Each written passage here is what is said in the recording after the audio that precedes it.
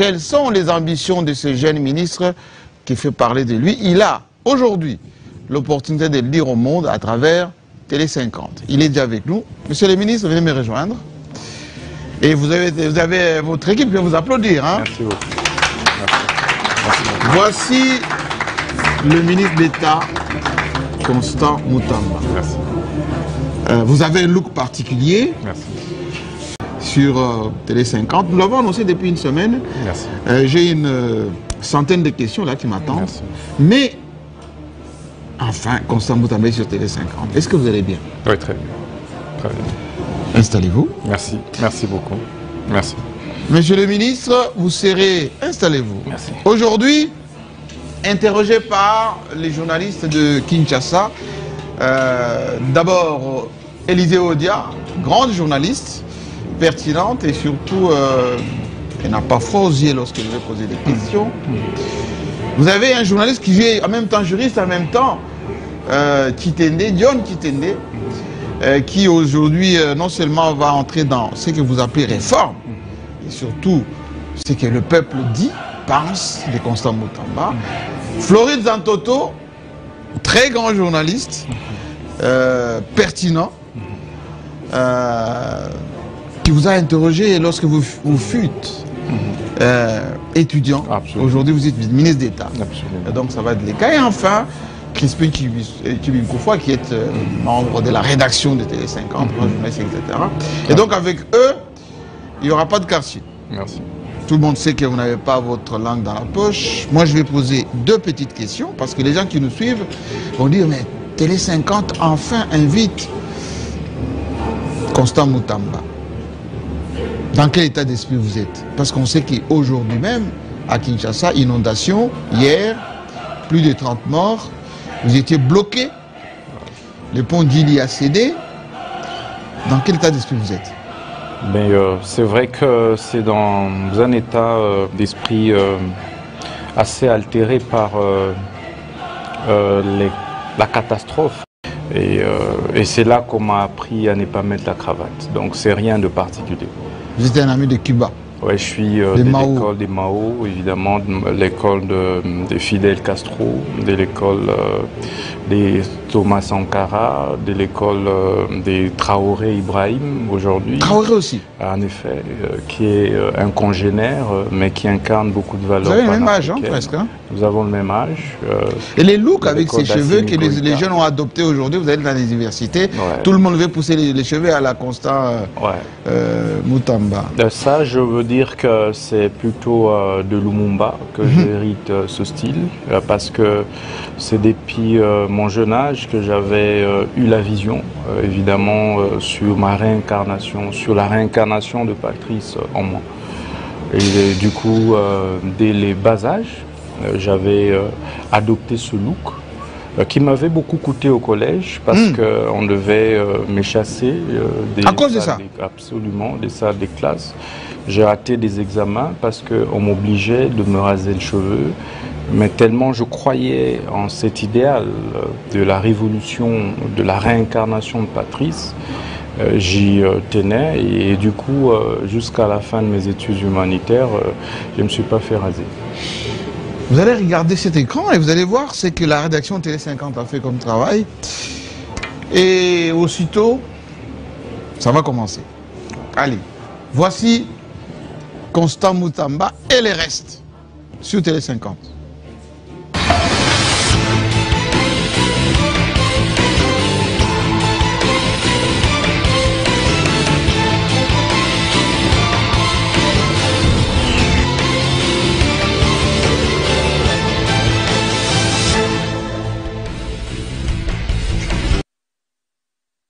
Le charisme, la densité capillaire, tels sont les traits pertinents de Constant Mutamba, ministre d'État en charge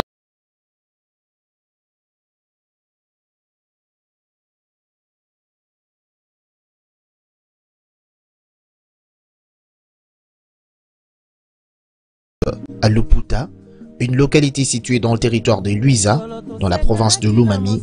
Constant Mutamba a passé une grande partie de sa jeunesse à Kisangani, où il décroche d'ailleurs en 2007.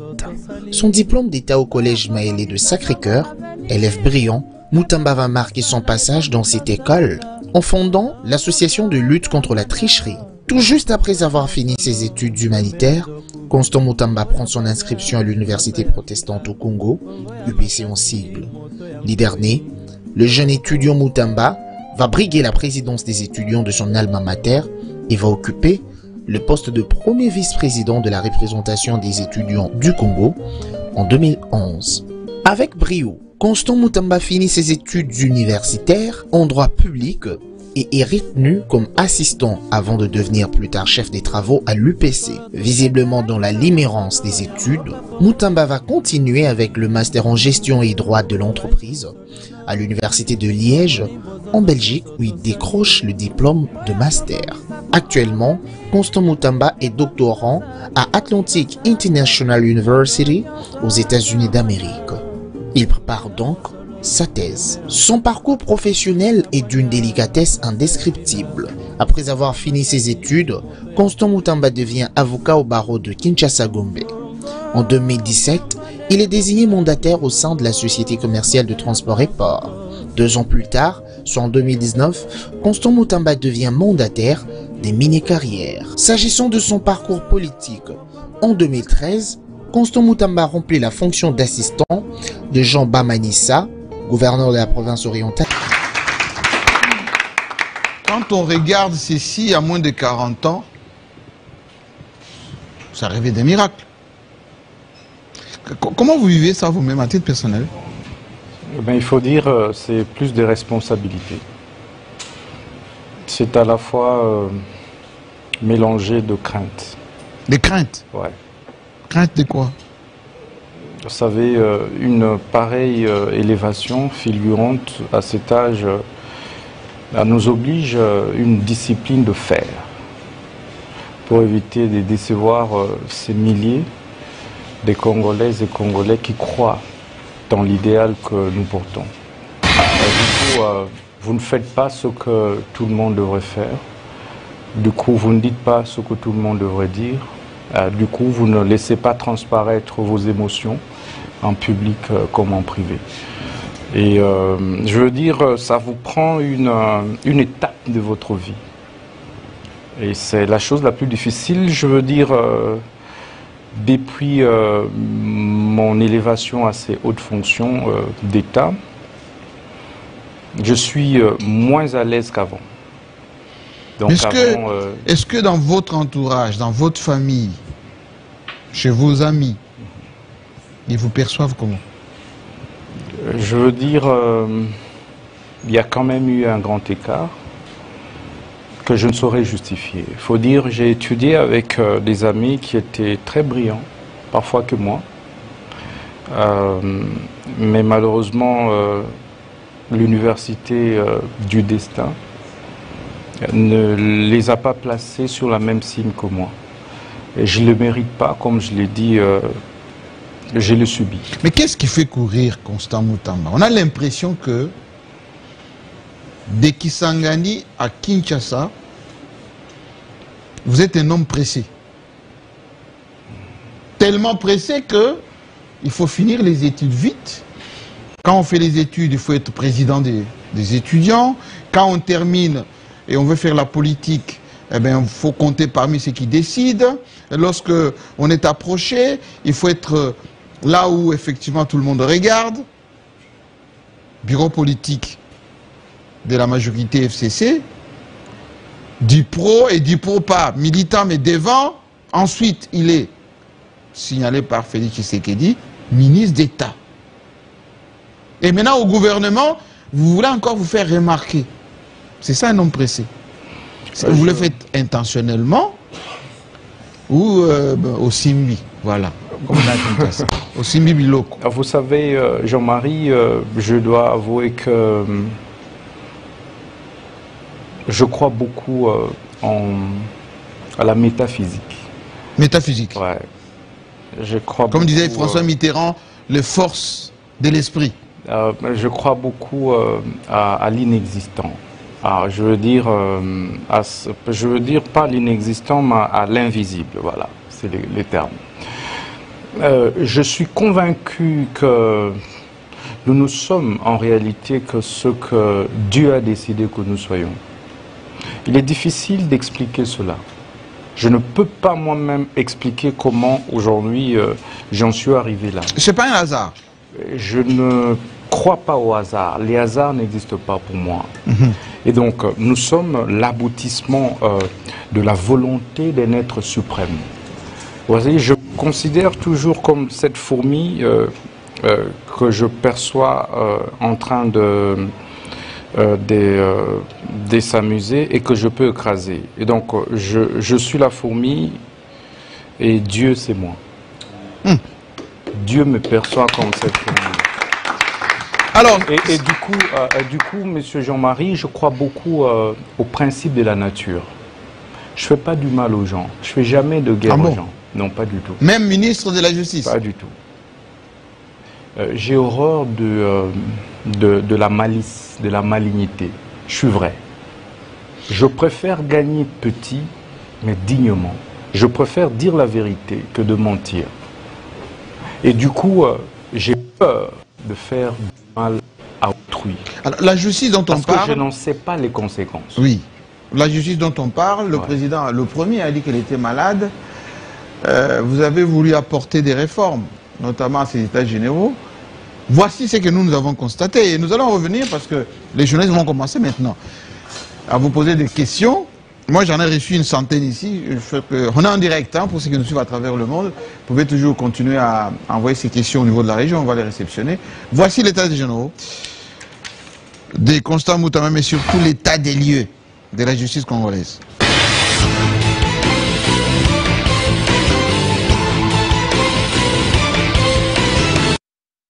Jeudi 13 juin 2024, Constant Moutamba Tungunga prend officiellement le règne du ministère de la Justice et Garde de Sceaux et lance la guerre à la prédation de criminels économiques et financiers ainsi qu'aux bandits urbains, trivialement appelés Kuluna. Impunité zéro. Avec son chien, Constant Moutamba traduit l'idée de sa lutte acharnée pour le redressement de l'appareil judiciaire congolais. Dès les premiers mois de sa prise de fonction, Constant Moutamba a doté des engins roulants aux agents et cadres de la justice et aux inspecteurs et agents de la police judiciaire des parquets afin de fluidifier leurs mouvements et l'exécution de leurs tâches.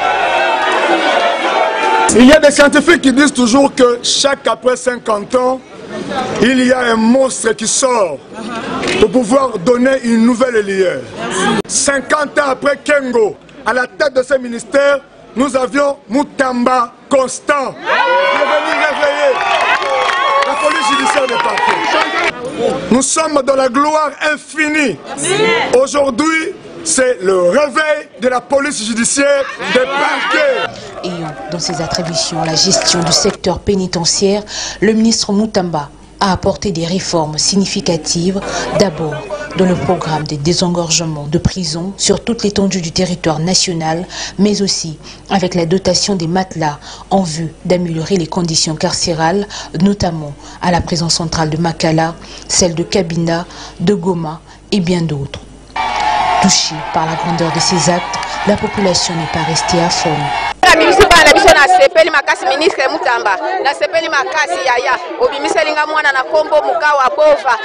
Félix Antoine Tshisekedi, merci vraiment na makambo ministre Moutamba sali. Tosepeli na oazo sala be ponja sombeli bana bazolala na se asali makambo minene ya. Aumela tamba matela ye tende La justice congolaise était vraiment malade, plongée dans la misère la plus noire et la plus sombre de la planète pendant plus de 4 décennies. Mais au jour d'aujourd'hui, avec Constant Moutamba, c'est la justice congolaise dans l'innovation au temps présent. Avec Constant Moutamba, que dirais-je, c'est une thérapie endogène de proximité. Avec Constant Moutamba, je dirais carrément que c'est un signal fort pour une justice forte de demain. Constant Moutamba, à l'heure que nous sommes, n'est pas à l'impunité ni aux intouchables. Constant Moutamba veut ressortir une justice propre à la 4e République qui n'est pas la copie conforme de tous les régimes passés.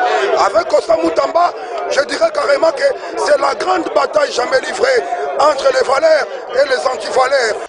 Pourquoi la justice congolaise est-elle malade? Quelle thérapie pour la guérir? C'est sous ce thème que la justice congolaise a été hospitalisée durant 10 jours dans les états généraux des justices. Ces assises historiques ont abouti à plusieurs recommandations dans la substitution du Conseil supérieur de la magistrature au Conseil supérieur de la justice. La justice, ce n'est pas la magistrature. L'État a organisé les états généraux de la justice et non pas les états généraux de la magistrature. Les états généraux de la justice doivent donc donner naissance au Conseil supérieur de la justice qui sera associé à la bonne administration de la justice dans notre pays. Le Conseil supérieur de la justice va reprendre et élargir les compétences actuelles du Conseil supérieur de la magistrature. L'une des réformes majeures apportées par Constant Mutamba est la bancarisation de tous les frais des justices, avec comme conséquence l'explosion de recettes du ministère de la Justice dans le trésor public. En sa qualité de garde de sceau, Constant Mutamba a mis en place le sceau officiel de l'État, lequel il a remis à plusieurs institutions afin de sécuriser les documents officiels de l'État et de contrecarrer les contrefacteurs. Grâce à l'opération Ndobo, plusieurs procès ont été ouverts contre les auteurs du banditisme urbain qui ont été condamnés par la justice avec comme effet immédiat la sensible baisse de ce phénomène dans tout le coin et recoin de la République démocratique du Congo. À travers la République, le numéro 1 de la justice congolaise a sillonné pour recueillir les dénonciations de la population au sujet des dérives judiciaires. Cette action est identifiée comme consultation populaire et grâce à ça, plusieurs ménages déguerpis illégalement ont recouvert leurs droits le plus légitimes.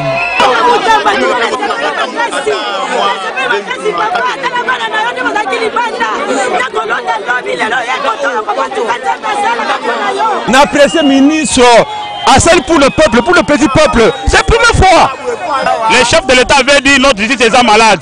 Si quoi Mutamba a excellence, il y a un grand médecin qui a redressé la justice. Dans l'actif du ministre d'État figure aussi la délivrance des permis de culte pour endiguer la recrudescence des lieux de culte, la réhabilitation du palais de la justice, la mise en place d'un service call center. La liste n'est pas exhaustive. À peine 9 mois, les traces de Constant Mutamba au ministère de la Justice sont indélébiles et serviront de baromètre pour ses successeurs un jour.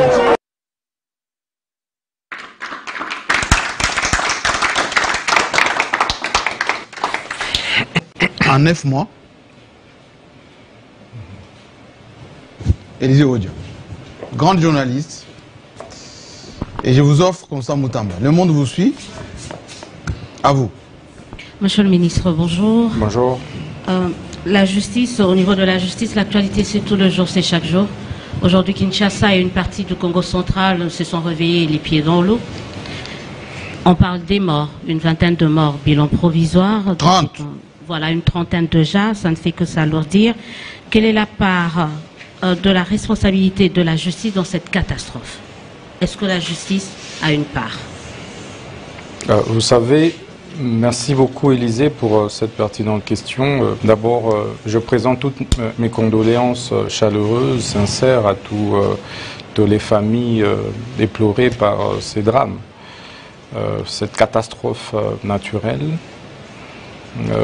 Vous savez, c'est à cause, entre autres, du non-respect des lois de la République, notamment sur l'urbanisme, sur le foncier que nous en arrivons là. Je vous donne les cas du débordement des eaux de la rivière Njili. C'est parce que l'on a construit sur le lit de la rivière. Et lorsque l'État veut intervenir, on crie au scandale. Parce que cet État est faible et fort avec les faibles. Absolument pas. Et faible avec les forts. Vous parlez de Njili, il y a la baie de Ngaliema aussi. Ce n'est que ça. Il y a la baie de Ngaliema aussi. Ça n'est qu'un exemple pour dire que... Pourquoi on ne parle pas de la baie de Ngaliema? Baie de Ngaliema et la rivière de la Gombe, ce n'est pas au ministre de la Justice de démolir. Je suis en train de vous expliquer la procédure, que c'est le fait du non-respect des lois de la République que nous avons effectivement tous ces débordements des eaux. Nous venons de nous entretenir avec les collègues, membres du gouvernement, Mineta Affaires Foncières, Acacia, ministre de l'Urbanisme et Habitat. Après cette émission, nous nous retrouvons sur les sites où il y a eu tous ces drames et nous prendrons des mesures urgentes, drastiques, pour pouvoir parer à toute éventualité des résurgences de ce type. Pourquoi ça n'a pas été pris avant? Monsieur le ministre, il y a mort d'hommes. Pourquoi chez nous, il n'y a que lorsqu'il y a des morts, vous mettez des commissions en place? Mais les gens qui ont construit la rivière Gombe, par exemple, ça bouge de partout. Et qu'est-ce qu'on retrouve? Eh bien, les nababs du système, les hommes riches, les étrangers intouchables qui sont protégés par les colonels, les généraux. Pourquoi vous ne pouvez pas prendre des mesures, on va dire, souveraines, de faire respecter l'État? Vous savez, la compétence est d'attribution en droit public. Moi, ministre de la Justice, je ne peux pas me substituer en gouverneur de la ville de Kinshasa. Moi, ministre de la Justice, je ne suis pas juge au nom de l'indépendance du pouvoir judiciaire. Tout ce que je sais faire, c'est donner injonction au procureur, aux magistrats du parquet, conformément à l'article 70 de la loi du 11 avril 2013, qui m'en donne ce pouvoir. Vous l'avez fait? Et que donc, j'ai fait plus d'une fois des injonctions. On respecte pas? Non, il revient à chaque responsable de faire son travail. L'injonction que j'ai à donner n'oblige pas non plus un magistrat du parquet. C'est pas formalité. Parce que je ne peux pas interférer dans l'instruction. C'est juste une formalité. Au moment vous êtes en train de nous dire là maintenant. Non, je ne suis pas légalement, c'est aussi ça l'état de droit. Je ne suis pas habilité en tant que ministre de m'ingérer dans une instruction. Mais je peux vous rassurer que j'ai pris à mon niveau des mesures nécessaires. J'ai donné des injonctions nécessaires pour que, effectivement, ces genres d'état de choses ne se reproduisent pas. Mais il revient également à la population de comprendre que lorsque l'on va commencer à casser, que l'on ne crie pas au non-droit. Parce que c'est aussi ça le problème.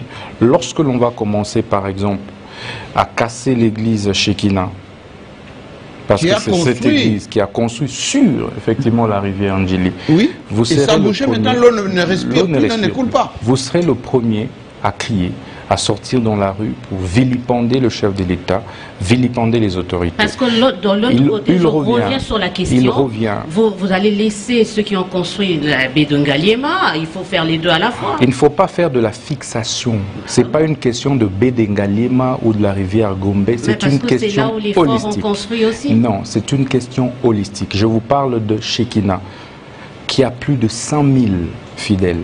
Ce n'est pas un moindre. Donc il ne faudrait pas ici faire de la stigmatisation. Ok? Donc allons sur des questions structurelles qui nous permettent de répondre aux problèmes structurels. Donc ici, le problème est réel, c'est que la population doit comprendre l'impératif de sauvegarder la tranquillité publique, l'ordre public, en laissant le travail, les gouvernants faire correctement leur travail. Sans interférence, sans pression quelconque. Et que les gouvernants doivent également agir en toute responsabilité, en mettant de côté des considérations liées effectivement aux immunités, aux privilèges de certaines fonctions. On reste sur les questions d'ordre foncier. Avant votre avènement à la tête de ce ministère, on nous donnait des statistiques comme quoi 60%, parlant des affaires ou d'affaires au niveau de la justice, étaient essentiellement fonciers. Est-ce que ça a changé? Vous savez, vous ne pouvez pas changer du jour au lendemain la source des conflits qui semblent être sociologiques aujourd'hui. Les problèmes fonciers sont aujourd'hui causés aussi bien par les chefs coutumiers, d'une part, par les conservateurs des titres immobiliers, par certains magistrats, certains juges, certains avocats, certains greffiers s'en mêlent. Et ce que nous faisons à notre niveau, c'est d'éviter évidemment débordement, qui est débordement des dédoublement des titres de propriété. En tout cas, depuis que nous sommes ministres de la Justice, vous n'avez plus entendu parler des spoliations, des dédoublements des titres. Vous pouvez vous renseigner. Les litiges qu'il y a actuellement et les quelques, ce sont ceux que nous avons trouvés, en tout cas au niveau de la justice, et nous sommes en train de les liquider. Nous avons réussi, en 9 mois de gestion du ministère de la Justice, de retourner plus de 5485 familles. Ouais. 5000 ouais. Dans leurs droits. 5000 Congolais. Plus de 5485. Les statistiques sont vérifiables. Chaque semaine, je m'organise pour retourner au moins un Congolais dans ses droits. Jusqu'hier, pas plus tard qu'hier, nous avons été à la cité de la vallée de la Funa pour retourner toutes les mamans maraîchères dans leur site. Nous l'avons fait à Ndjili, nous l'avons fait à Antsele, au quartier Canada, et nous continuons à le faire ici à Lingwala. Nous l'avons également fait. Nous continuons, bref, à retourner à Lubumbashi, à Kisangani et partout ailleurs, à Matadi, à Boma, à Mbujima et à Kolwezi, partout où nous avons été, nous sommes évertués. Vous touchez quelque chose au passage? Absolument pas. Et c'est toute la différence. Un ministre est un serviteur. Un ministre ne devrait pas se livrer aux compromissions quelconques. Donc on peut dire qu'aujourd'hui sur le plan foncier, il y a une nette amélioration et de moins en moins de litiges fonciers au niveau de... En effet. En tout cas qui naissent pendant que nous sommes là. Il y a de moins en moins de litiges parce que nous avons réussi à démanteler les réseaux mafieux. En fait, tout ceci est créé par des réseaux mafieux qui s'organisent pour effectivement alimenter ces conflits immobiliers, mais aussi et surtout ravir des parcelles et des propriétés foncières à leurs Monsieur le ministre, avant que Élysée continue, parlons-en un tout petit peu de ces réseaux mafieux. Mais on dit qu'il y a le triangle. Ouais. Magistrats, avocats, et des commissionnaires ou des familles parfois véreuses qui proposent aux avocats des commissions, aux magistrats qui vont rendre la justice des commissions, et naturellement, il y a des Indiens, des Libanais qui sont dans cette boucle. Qu'est-ce que l'État congolais fait? Parce qu'il semble que même le patrimoine de l'État est spolié aujourd'hui avec la complicité des magistrats.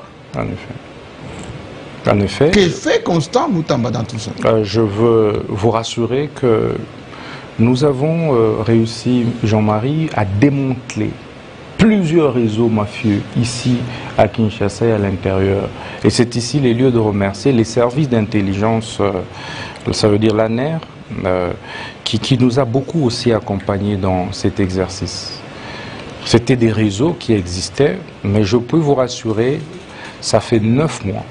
Depuis que nous sommes là, vous n'allez vraiment plus voir ces réseaux opérer comme ce fut le cas avant. Ils le savent qu'une fois informés, ils sont tout de suite arrêtés et déférés devant les instances judiciaires. Nous avons fait condamner en procédure de flagrance, même des chefs coutumiers. Ils sont là en prison. Chefs coutumiers? En effet. Ils sont là en prison. Vous allez en Ndolo, vous allez à Makala, vous allez trouver des avocats qui ont été arrêtés pour ça. Vous avez des greffiers qui ont été arrêtés pour ça. Et c'est ici les lieux de rappeler qu'il y a même des magistrats qui sont arrêtés lorsqu'il s'avère qu'ils sont impliqués dans l'escroquerie de parcelles ou du bien foncier d'un particulier. Alors on revient sur quelques questions d'actualité au niveau de l'appareil judiciaire, quelques décisions prises par la justice. 3 Américains condamnés pour tentative de coup d'État le 19 mai 2024 ont été graciés par le président Komeé. On se pose la question, pourquoi seulement ces 3 Américains sur le 39 qui étaient condamnés? Il n'y a pas que les 3 Américains. Il y avait aussi le Belge. Ah oui, le Belge aussi. Voilà. Il n'y a pas que les 3. C'était 39 condamnés. Oui, mais il n'y a pas que les 3. Donc il y a le 4. Les 35, vous en faites vous quoi? ajoutez aussi le Belge alors. Voilà, je dis c'est le 4. Ils étaient 39 condamnés. Ah, très bien. Alors, donc ils sont 4, il reste 35. Ah, très bien. Vous savez, la procédure de l'exécution de la peine de mort oblige le ministère public à solliciter ce qu'on appelle la grâce présidentielle, qui relève du pouvoir discrétionnaire du chef de l'État. Et il revient au chef de l'État d'apprécier selon le cas à qui accorder la grâce et à qui n'est pas accordé la grâce. Parce que cela dépend aussi des circonstances dans lesquelles l'infraction ou le crime a été commis. C'est le cas. Je n'ai pas interrogé au chef de l'État pourquoi est-ce que vous avez accordé une mesure de grâce, notamment sur la mutation des peines à tel ou tel condamné à mort. Donc on réserve cette question pour le chef de l'État. C'est un pouvoir discrétionnaire. On l'aura. C'est un pouvoir discrétionnaire. On aura à lui poser cette question. La Constitution et la pour nous éclairer sur ces genres de choses. La Constitution ne dicte pas des conditions pour le chef de l'État d'accorder la grâce. C'est son pouvoir discrétion. Il peut se réveiller un bon matin aujourd'hui et dire je gracie tel prisonnier politique. C'est aussi ça la Constitution. Il n'y a pas de critères. Il n'y a pas de critères. C'est lui-même qui est dit non, il n'y a pas de critères. La Constitution. Non, j'aimerais que l'on soit clair. L'État de droit postule que les gouvernés et les gouvernants soient tous soumis à l'autorité de la loi. Il nous doit des explications. C'est cela. Non, s'il vous plaît. Nous parlons droit. Non, nous parlons ça. Le président de la République nous doit des explications par rapport à cette grâce présidentielle. Nous parlons droit. La question de la grâce est une question éminemment juridique. Et laissez que je puisse expliquer en tant que... La justice est rendue au nom de... Vous pouvez me laisser finir? La justice est rendue au nom du peuple.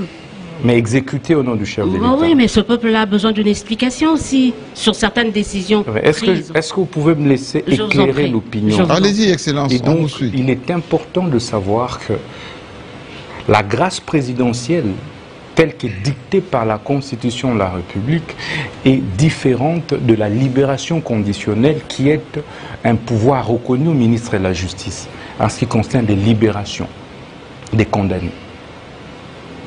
Pour ce qui concerne la grâce présidentielle, cela relève du pouvoir discrétionnaire. Il n'y a pas de conditions, encore moins des critères. C'est le président lui-même qui dicte dans son ordonnance les critères. C'est lui-même qui apprécie.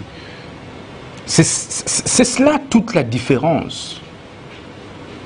Alors que, pour ce qui concerne la libération conditionnelle reconnue au ministre de la Justice, il y a toute une panoplie de conditions qui sont édictées par la loi du 15 juin 2023 sur les régimes pénitentiaires. Et donc il est important de savoir que la grâce qui est accordée par le président, en réalité, relève de son pouvoir discrétionnaire. Discrétionnaire, c'est qui n'exclut en rien le fait que nous, en tant que journalistes, nous devrons peut-être poser la question au chef de l'État. Hein? On revient sur une autre décision prise par vous, que certains ont considéré comme si vous mettiez une cible dans le dos de certains journalistes, Pero Luara, Irène Baengele. C'était ça la stratégie pour vous, de mettre une cible derrière ces deux personnes-là? Ah, les 4 millions. Ah, d'abord, je suis surpris d'apprendre que Pero Luara est toujours journaliste. Je pensais qu'il avait été exclu de la profession de journaliste ici. Que ce soit UNPC, je pense, qui a été et qui est toujours géré de main de maître par le DG Jean-Marie Kassamba ici à Kinshasa, et puis par mon papa Kamanda Mouzebe. Il est toujours journaliste? Les questions, c'est moi qui les pose. Ah, mais je suis surpris que vous puissiez les qualifier. Vous, une grande journaliste. On commence à dire Pero Luara, vous êtes une grande journaliste. Vous êtes une grande journaliste d'investigation. Vous mettez une cible, que ce soit un journaliste ou pas. Non, je dis vous êtes une grande journaliste. Vous êtes donné comme mission. Vous êtes donné comme mission de mettre une cible dans le dos d'un journaliste ou pas, mais d'une personne lambda. De qui? La question, c'est moi qui le pose. Je dis, quel est son statut? Vous avez ces prérogatives-là de mettre des cibles. Quel est le statut? Il est toujours journaliste. Peu importe. Ah, okay. C'est une personne avant d'être journaliste. Ah, ok, très bien. Là, je comprends.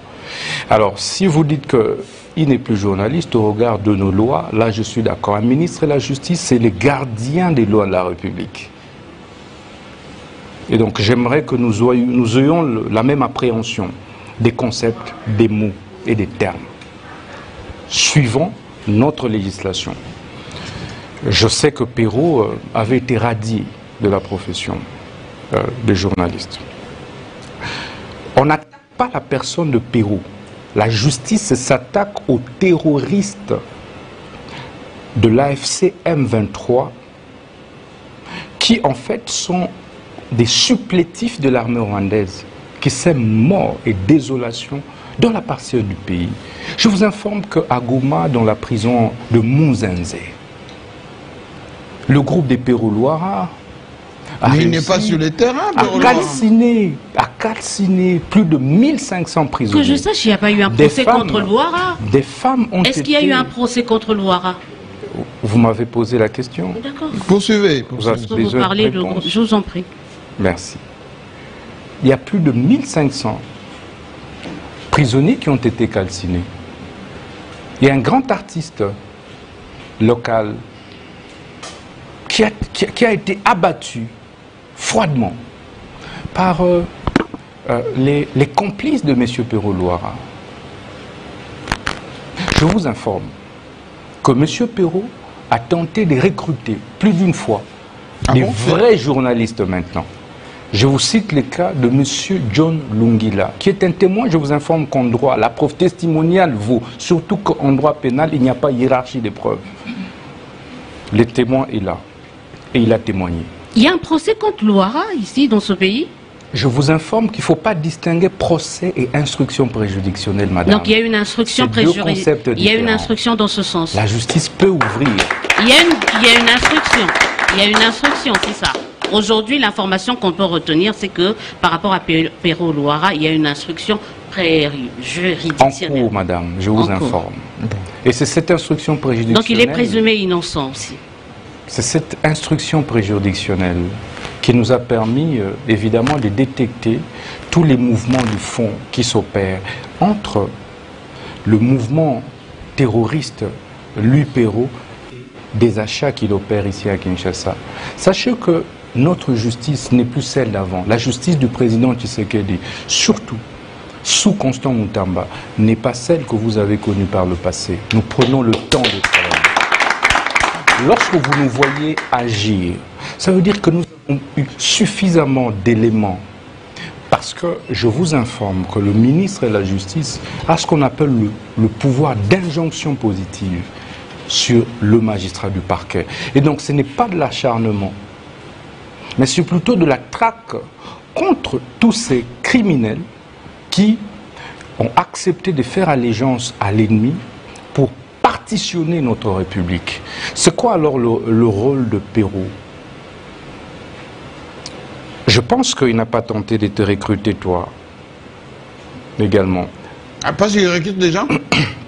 Je dis, j'ai des preuves. Vous répondez aux questions. Donc, vous êtes dans des supputations, vous êtes dans des imputations dommageables, vous risquez de tomber dans tout ce que vous décriez. Hein? Madame, vous parlez au ministre de la Justice. Ah oui, aussi, c'est ça. Il est présumé innocent. Et nous parlons d'une émission sérieuse.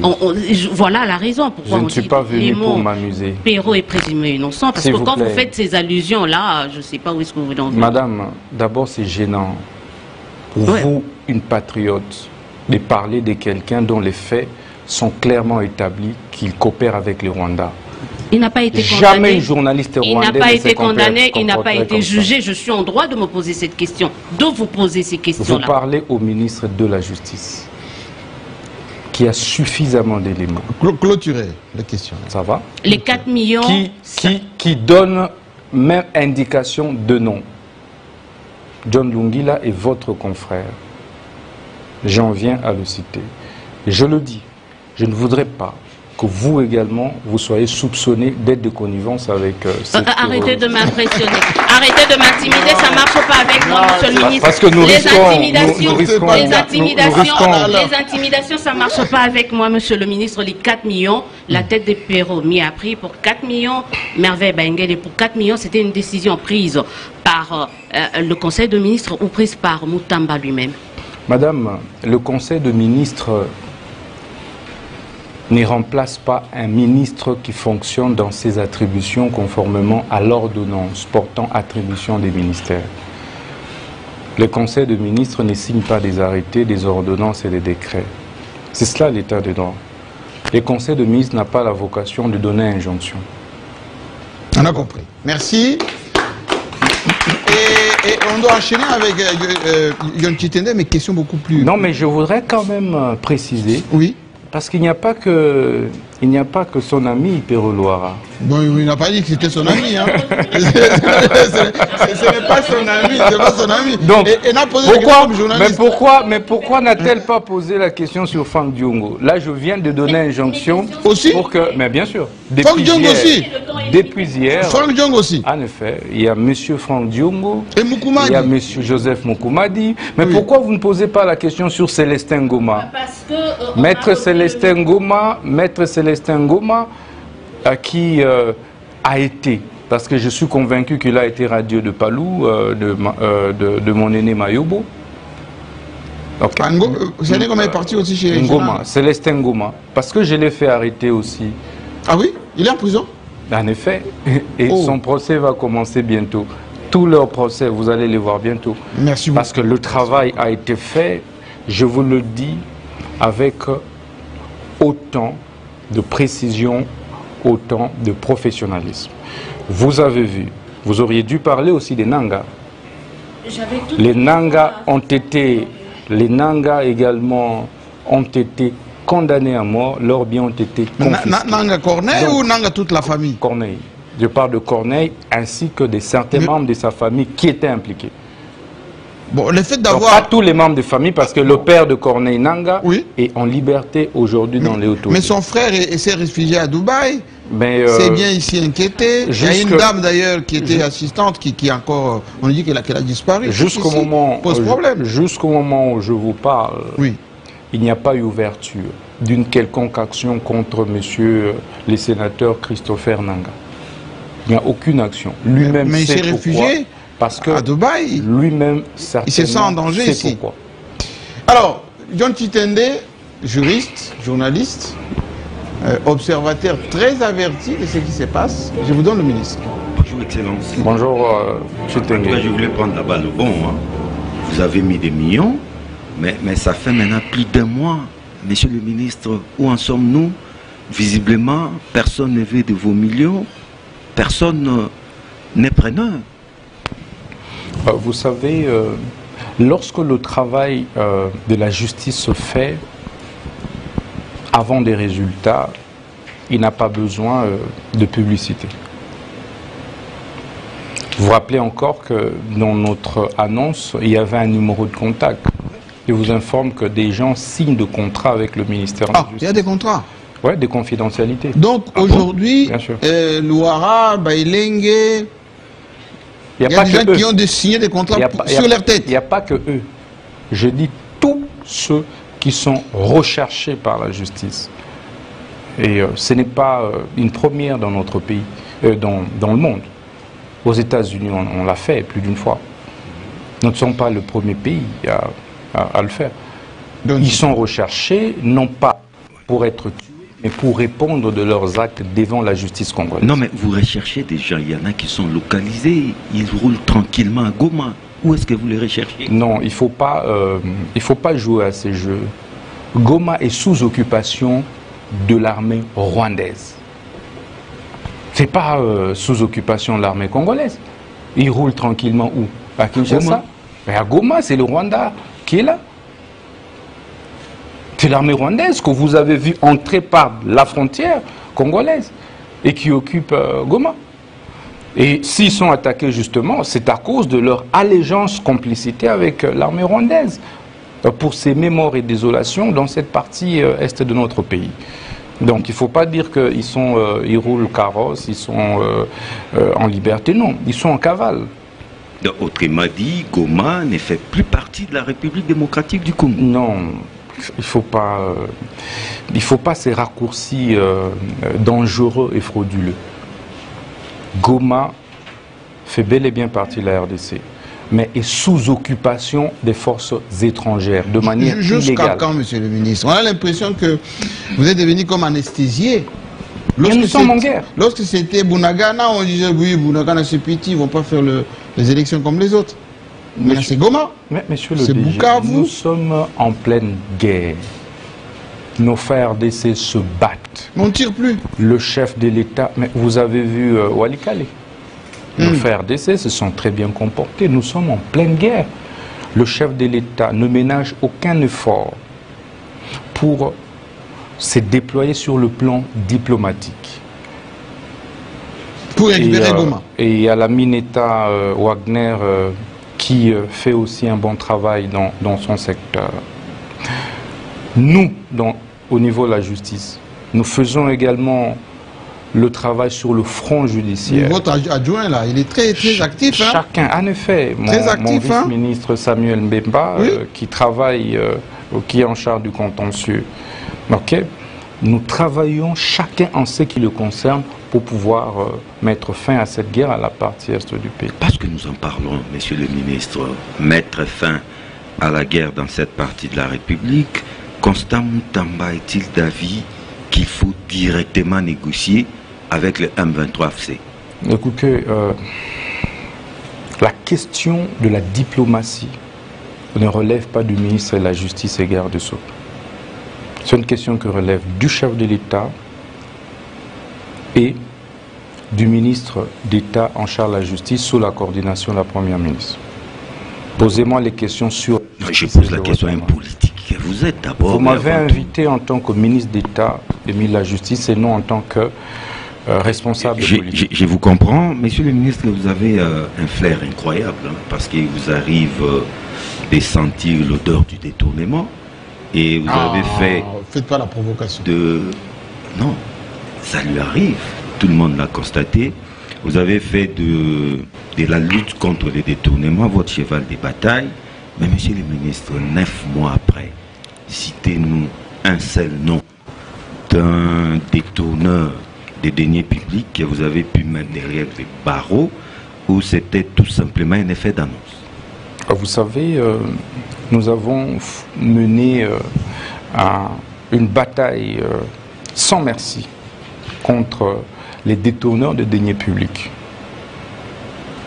Rappelez-vous de tous les cas d'arrestation qu'il y a eu à mon arrivée. Les cas Pélémongo, c'est les cas les plus emblématiques. Mais il est dehors, Pélémongo.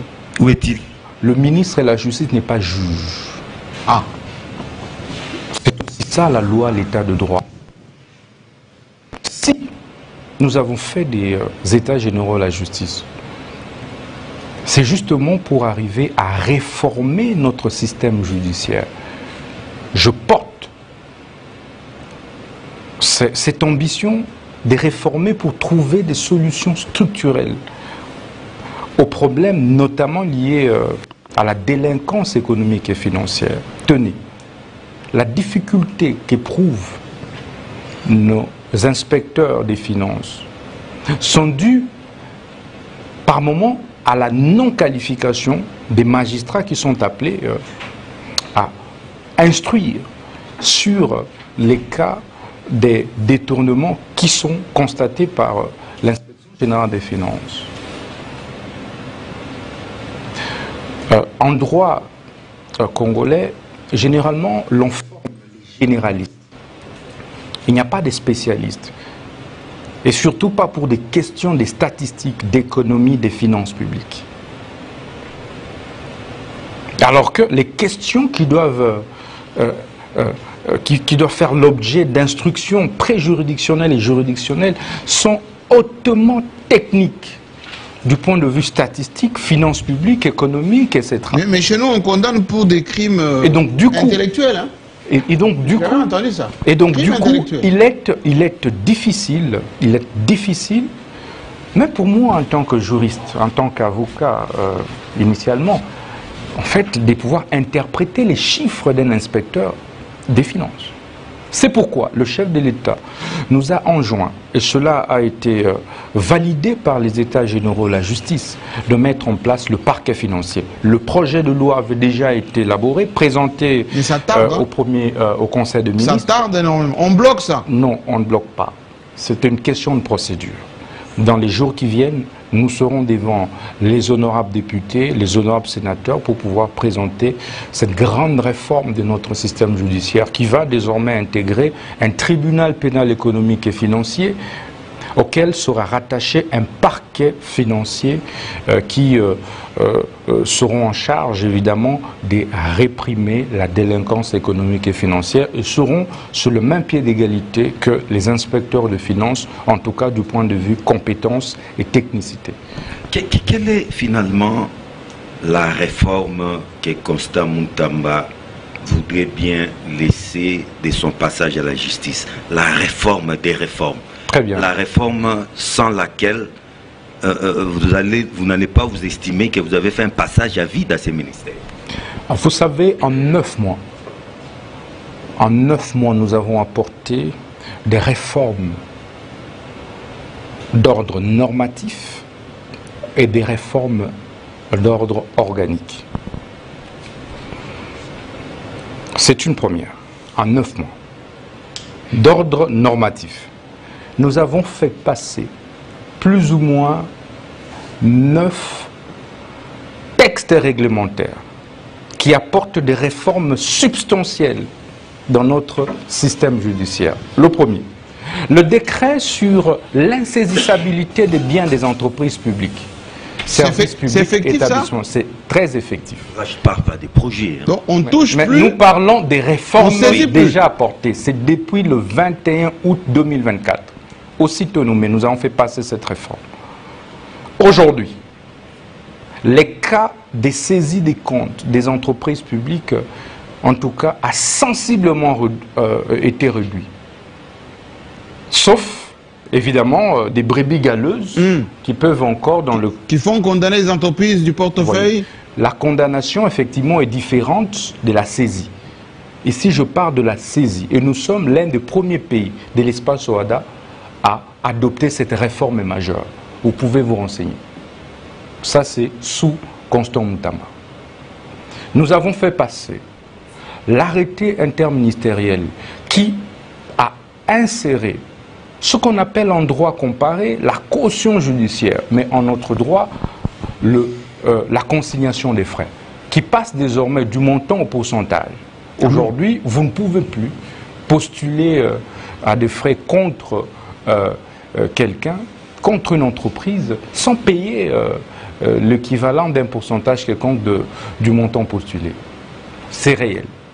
Et ceci a permis aux entreprises publiques de respirer. Vous pouvez aller au niveau des banques, et les juristes des banques vont vous le dire, il n'y a plus toutes ces tracasseries qu'il y avait avant, avec les huissiers de justice qui saisissaient à temps et à contre-temps les comptes des entreprises publiques, des services et établissements publics. Évidemment, il reste encore des petits cas litigieux que nous avons trouvés et sur lesquels nous nous penchons. Nous avons fait passer les décrets sur la gestion informatisée, numérisée, des dossiers ou procédures judiciaires devant les tribunaux de commerce. Ça ne s'est jamais fait. Désormais, tout sera dématérialisé au niveau des tribunaux de commerce, mais aussi au niveau des chambres commerciales, des cours d'appel. C'est une phase pilote. Mais dans le secteur de la justice, le ministre, comment vous voyez une question là-dessus? Il y a beaucoup de Maboko Bank là-bas. On paye cash. J'en viens. Et parfois d'une manière arbitraire. Les cautions, tout ça, les frais judiciaires. J'en viens. Je finis avec les réformes, parce que c'est essentiel que notre peuple sache en 9 mois les réformes substantielles que le ministre d'État, ministre de la Justice, garde Sceaux, Constant Moutamba a apporté, impulsé. J'ai parlé du décret sur la gestion intégrée, informatisée et numérisée. C'est une première. Et vous allez trouver ces décrets au niveau du journal officiel. Nous avons fait passer le décret sur les ressorts et sièges des cours administrative d'appel. Jusqu'aujourd'hui, ça n'a pas existé. On a un ordre des juridictions administratives, mais en réalité qui n'a qu'une seule juridiction, c'est le Conseil d'État. D'où tous les conflits qu'il y a eu. Maintenant, nous allons les installer sur base du décret que nous avons fait passer. Nous avons fait passer le décret sur 4 décrets sur les régimes pénitentiaires. Le premier, c'est celui qui crée et organise la direction générale des administrations pénitentiaires. Ce décret vient unifier, je dis bien unifier, les 2 administrations pénitentiaires qui existaient avant, militaires et civiles. Aujourd'hui, c'est une seule administration. Les décrets sur les régimes pénitentiaires, les décrets sur les statuts des agents pénitentiaires. Nous avons fait passer également, et ça c'est il y a 2 semaines, le décret, et c'est l'un des décrets qui apporte une révolution dans le système judiciaire. Le décret portant création de l'inspection générale des services judiciaires et pénitentiaires. Vous avez vu, ça a créé... Mais ça existait, ça. L'inspection existait. Avant, nous avons eu un inspectorat des services judiciaires. Et dont les compétences étaient totalement limitées. D'abord, l'inspecteur général était nommé par le ministre de la Justice. Ok. 2, les magistrats inspecteurs nommés par le ministre de la Justice et ne pouvaient pas contrôler les hautes juridictions. Aujourd'hui, avec notamment la réforme, les magistrats. Notamment les magistrats. Avec la réforme que nous avons impulsée. Désormais, les magistrats inspecteurs sont recrutés sur concours. L'inspecteur général judiciaire aura le rang du premier président de la Cour de cassation et que par conséquent, il pourra contrôler et même les actes, je veux dire, des magistrats des hautes juridictions. Ce qui n'a pas existé avant. Les inspecteurs généraux, donc général et ses adjoints, seront désormais nommés par le chef de l'État. Il y a autant d'autres avancées que nous avons apportées à ce niveau. Au niveau maintenant des textes et des lois, je suis dans le cadre normatif. Au niveau des textes et des lois, savez-vous que nous avons fait passer, nous avons déjà une panoplie de plus ou moins 10 projets de loi, déjà alignés, je veux dire. Alignés? Je dis alignés. Parquet financier, sur le barreau, ça veut dire sur la profession d'avocat et de défenseur judiciaire, sur le CSM. CSM? En effet, l'intouchable CSM. Sur la Cour constitutionnelle, sur le code judiciaire militaire, sur le code pénal, sur le statut de magistrat, sur les modalités d'application de l'état des sièges, et bien d'autres. Bref, au moment où je vous parle, la matrice des projets de textes, de lois qui attendent d'être examinés, que nous allons devoir défendre à l'Assemblée nationale et au Sénat, sont là. C'est plus de 8. Je veux dire en 9 mois. Et comment ont-ils été élaborés? C'est des commissions et des commissions qui ont été mises en place. C'est des savants et des savants congolais que nous avons recrutés pour travailler, réfléchir et qui nous ont pondu tous ces textes. On a associé et les avocats, et les magistrats, et les techniciens de droit, et les professeurs d'université, et les huissiers de justice, etc. pour que nous arrivions enfin à avoir un système judiciaire assaini. Je vous le dis, et c'est ma conviction, nous ne pouvons pas sortir notre justice du gouffre sans des réformes audacieuses et sans des mises en place rigoureuses au sein de la magistrature. Et c'est une conviction que j'ai toujours défendue parce que nous avons pris le temps de tâter les réalités du terrain de la justice. Alors pour terminer, dernière question. La justice. Non mais vous comprenez les réformes que nous avons apportées. Citez-moi des cas que vous connaissez d'un ministre de la Justice qui, en 9 mois, a impulsé ces réformes, Je veux dire d'ordre normatif. Pas en 2 ans. Je n'ai pas encore fait une année à la tête de la justice.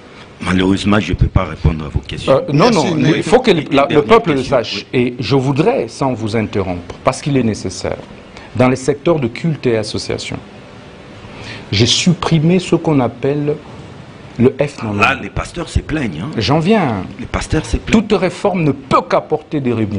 C'est ça la vocation. C'est ça, ce n'est pas de l'harcèlement, c'est de l'assainissement. C'est différent. Trop de taxes. Donc, nous avons supprimé les F92. S'il y a eu pléthore d'églises dans notre pays, parce que chacun pouvait fonctionner avec les F92 sans personnalité juridique. Nous avons restauré l'obligation pour toutes les églises de fonctionner avec les personnalités juridiques, partout au monde.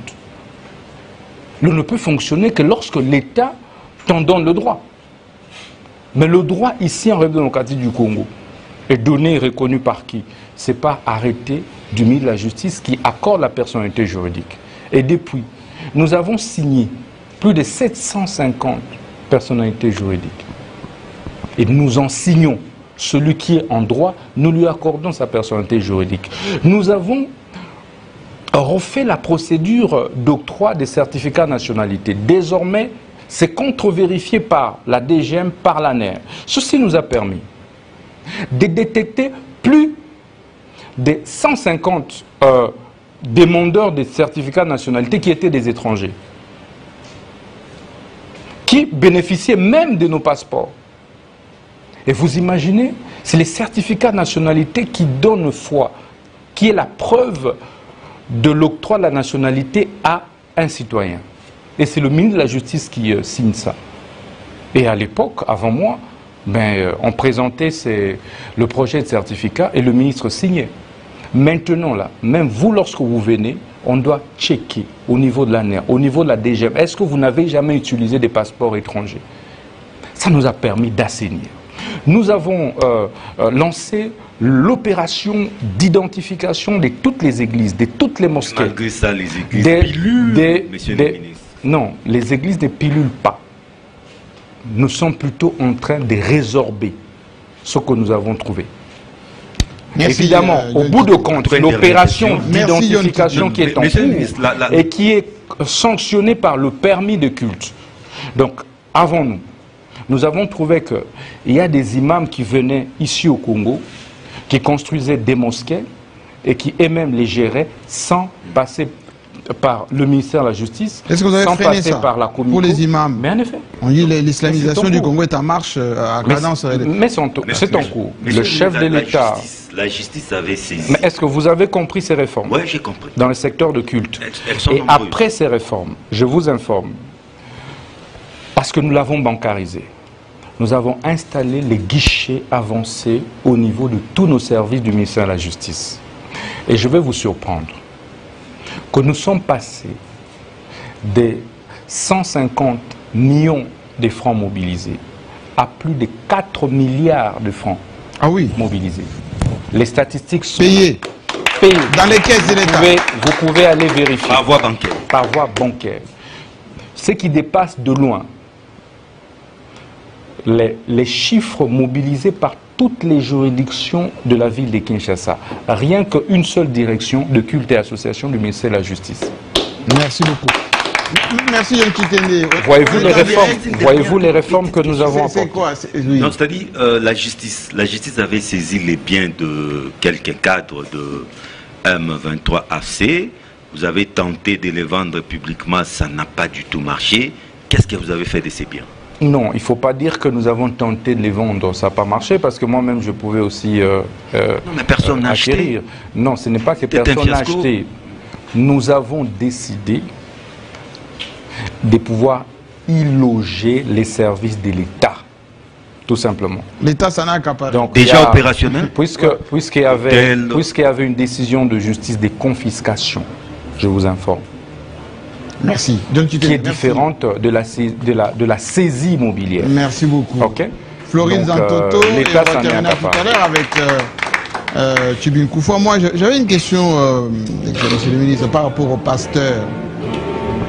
Pourquoi vous laissez des églises qui n'ont pas des chapelles, qui ne déclarent pas les mabonzas, et en même temps, dont les membres, quelquefois, se plaignent d'escroquerie? Pourquoi vous les laissez fonctionner?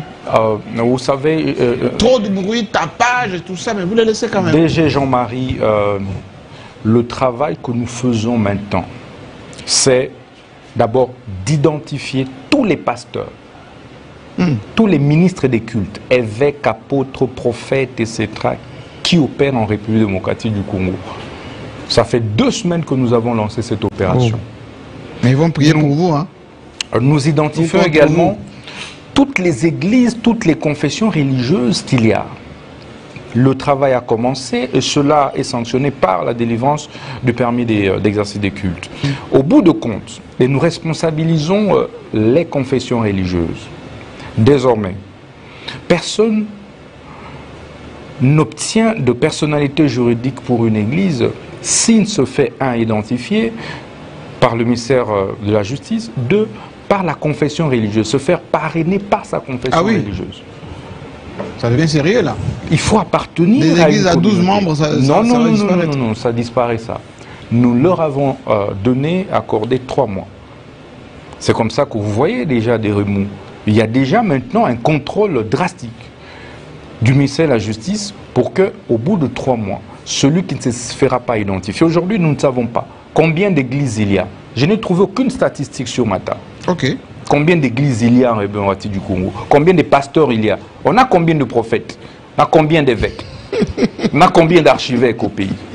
On a combien de mosquées? On a combien d'imams? Floride. Donc, au bout de 3 mois, nous serons capables de dire que Floride Zontoto est un imam. Monsieur le ministre, j'aimerais revenir une petite parenthèse par rapport à vos prouesses financières issues de la bancarisation, mais j'ai rencontré un avocat qui a dit que vous n'avez pas bancarisé. Vous avez tout simplement multiplié des guichets. La bancarisation existait avant Constant Moutamba. Ben écoutez, c'est un jeu de mots. Je ne voudrais pas entrer dans les jeux de mots. C'est vrai. C'est pas une polémique. C'est pas une polémique, mais vous n'avez pas bancarisé, c'est ça? Non, nous avons évidemment sur base des textes qui existent. Déjà, le processus de bancarisation avait été lancé... bien avant vous? Bien avant, non, pas le ministère. Au ministère de la Justice, je suis le premier à faire ça. À bancariser? Bien sûr. Il y a des gens qui payaient par la banque avant vous? Je dis la bancarisation des services qui relèvent du ministère de la Justice, c'est le ministre de la Justice qui vient l'opérationnaliser. Merci. Pour preuve, avant moi, les statistiques pour 2023, vous pouvez aller vérifier au niveau de la DGRAD. 2023, avant mon arrivée à tête du ministère, le service de culte et association avait mobilisé pour toute l'année et toute la République. C'était plus ou moins 150 millions de francs congolais pour toute l'année. Et avec mon arrivée et le système de bancarisation installé, j'en suis à plus de 4 milliards de francs congolais. 4 milliards. Vous pouvez aller vérifier. Les statistiques sont là. Je dis, c'est de loin plus que les statistiques et chiffres qui ont été mobilisés par toutes les juridictions ici à Kinshasa.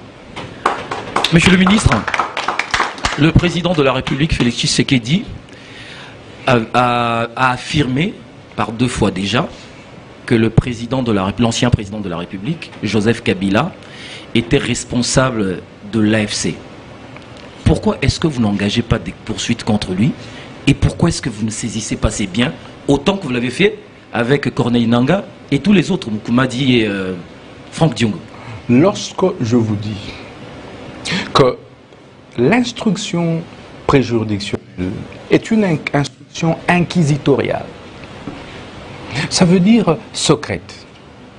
Ce n'est qu'au bout de compte que nous allons effectivement établir la responsabilité pénale claire de M. Joseph Kabila. Nul n'est au-dessus de la loi. Les enquêtes sérieuses sont en cours. Pas que sur la personne de l'ancien président de la République, mais sur même tous les responsables soupçonnés d'être déconnivence avec le Rwanda. qui serait aujourd'hui proche du président honoraire Joseph Kabila. Vous avez vu les premières interpellations. En fait, c'était le fait de l'injonction du ministre de la Justice. Avec Nkoumadi et Franck Diongo, ça n'a pas traîné. Si, ça a traîné. Qui vous dit que ça n'a pas traîné? Vous avez plutôt vu les résultats de l'aboutissement des enquêtes. Lorsque ça le sera pour les autres, vous le saurez. Mais sachez qu'un travail de fond se fait. Mais croyez-moi, les aventures d'autres temps ne vont plus se répéter. Monsieur le ministre, l'article 168 de la Constitution stipule que les arrêts de la Cour constitutionnelle ne sont susceptibles d'aucun recours et sont immédiatement exécutoires. Alors, cette Cour a produit son premier arrêt, RP 001, dans l'affaire Boukangalonzo, et a déclaré être incompétente de pouvoir juger un ancien Premier ministre. Et puis après, cette même Cour est revenue sur le même problème en évoquant ce qu'on appelle un revirement jurisprudentiel. Quelle est votre lecture en tant que ministre par rapport à ce dossier? Vous savez, il ne me revient pas en tant que ministre de la Justice de commencer à commenter les arrêts des hautes juridictions de notre République. Je vous ai dit, la conviction qui est la mienne en tant que ministre de la Justice, c'est d'apporter des réformes courageuses. Je viens de vous parler d'un projet de loi sur la réforme de la loi sur la Cour constitutionnelle. Donc vous en verrez les contenus le moment venu. Mais dites-moi un petit peu, est-ce que vous avez un problème personnel particulier avec les conseillers supérieurs de la magistrature ou vous voulez régler des comptes avec eux? Qu'est-ce qui se passe? Vous avez une certaine appréhension particulière? Qu'est-ce qui se passe? D'abord, monsieur le DG, je ne sais pas ce que vous entendez par appréhension particulière. Il n'y a aucun problème. Le pouvoir judiciaire, en réalité, au sens global du terme, pas au sens stricto, tel que repris dans l'article 149 et suivant la Constitution, je dis au sens global, kaléidoscopique, nous sommes un. Et je pense que nous travaillons tous pour implémenter la vision du magistrat suprême. C'est son Excellence, Monsieur le Président de la République. Mais il est vrai que nous pouvons avoir des divergences, des vues sur l'approche du travail. Par exemple. Mais eux, les CCM disent, vous n'avez pas droit d'être membre. Voilà. Le président de la République n'a pas le droit d'être membre de CCM. C'est ce que je dis. C'est cela la démocratie, justement. Oui. Et donc, il y a les conservateurs, ça veut dire les tenants de ce qui existe maintenant et qui pensent que rien ne doit changer. Et il y a les réformistes. C'est juridique, ça? Et nous sommes... Vous pouvez être à la fois exécutif et puis vous allez dire le droit, ou plutôt être par exemple être membre du Conseil supérieur magistrature. Oui, les magistrats assis là. Non, c'est une... non, d'abord il faut faire la démarcation, la différence des choses. Partout au monde, je crois que c'est un débat qui a été alimenté et conclu au niveau des États généraux. Partout au monde, aujourd'hui, le Conseil supérieur de la magistrature est composé des magistrats et de non-magistrats. J'aimerais vraiment que ce soit clair. C'est pas une affaire de professionnels? Non, pas du tout. Parce que c'est juste un organe de gestion des magistrats, en fait de la magistrature en réalité. Oui. Alors qu'est-ce qui se passe par exemple en France? Parce que nous avons mimé pratiquement le modèle français, nous sommes tous du système germano-romanique, romano-germanique. Je voudrais que nous puissions prendre les cas de la France où vous avez le Conseil supérieur de la magistrature, qui est composé majoritairement de non-magistrats. C'est la France, c'est pas nous. Les ministres de la justice et le vice-président. D'ailleurs, vous allez loin, ici au Congo-Brazzaville, ici, c'est le même système. Mais ça ne biaise pas Sénégal, la démarche? Non, pas du tout, mais ce sont des États, notre système est calqué de leur modèle. Qu'est-ce que nous avons inventé, nous, comme mot, en justice ou en droit? Vous voyez, tous les grands auteurs que nous citons, ce sont les Français, ce sont les Belges. Et en Belgique, c'est les conseils supérieurs de la justice. Ce n'est pas moi, Constant Moutamba. Et là, vous avez ex aequo, non-magistrats et magistrats. Ceci pour équilibrer et éviter le corporatisme protecteur. Ah, c'est ce que vous voulez. Les gens sont qualifiés comme ça. Ils se protègent entre eux, ils ne veulent pas que les gens mettent le doigt là-dedans. Je vous donne un exemple. Vous pouvez vous retrouver, par exemple, que vous avez étudié ensemble. Oui. Vous êtes des amis. Oui. Et par hasard des circonstances, vous vous retrouvez tous au Conseil supérieur de la magistrature, mais vous étiez des amis. Et vous vous protégez ensemble, entre vous. Donc vous allez continuer, en fait, l'amicalité, l'amitié au sein du Conseil supérieur de la magistrature. Et donc, alors, monsieur le ministre, je disais que c'est une question d'approche, et c'est cela la démocratie. Je suis convaincu qu'au vu des abus que nous avons observés, au niveau du fonctionnement de l'appareil judiciaire dans l'ensemble, où il y a eu malheureusement des acteurs véreux qui se retrouvent partout. Il n'y a pas que dans la magistrature, dans la politique, dans l'avocature, dans l'huissiariat, dans le notariat, etc. Qu'est-ce qu'il faut faire?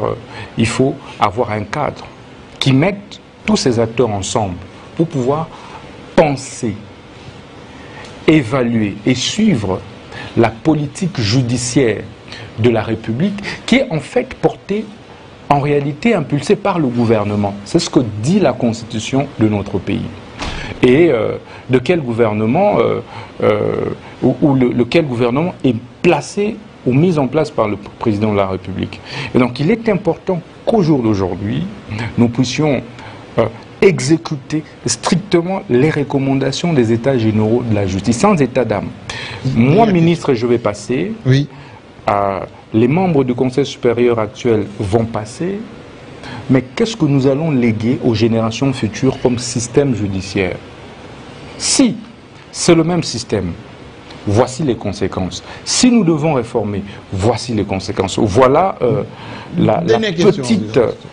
Monsieur le ministre, les avocats ont apprécié à juste titre la mise en place par vous de la Commission nationale chargée d'examiner la régularité dans l'exécution des décisions judiciaires, même si c'est quand même assez lent. Mais on dit que vous-même vous interférez dans les décisions judiciaires. Un exemple, l'alimentation Régal à la 7e rue a été déguerpie. Mais vous auriez envoyé votre propre conseiller au nom de Louange pour réinstaller... Un conseiller qui s'appelle Louange. L'alimentation Régal. C'est une question qui vient d'un avocat. Oui, d'abord, je ne voudrais pas répondre au cas par cas, au cas isolé. Ce n'est pas les cadres. Si cet avocat a des soucis, vous savez, j'organise des journées portes ouvertes, des consultations. Il y a un numéro vert par lequel on m'atteint directement. Vous-même ou c'est un opérateur qui... Mais la décision avait déjà été prise. Moi-même.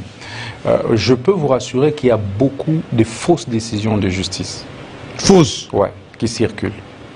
Et parfois, je vous ai parlé des réseaux mafieux qui opèrent à l'insu des chefs des juridictions. Parfois qui mettent des noms des magistrats et juges déjà morts. Oh! Qui font des actes de signification qui n'existent pas. Ça veut dire que la première décision qui avait été prise, elle était il faut y aller, non, il faut y aller mollo. Nous, j'aurais plutôt été surpris si vous avez dit que j'étais corrompu pour prendre une décision.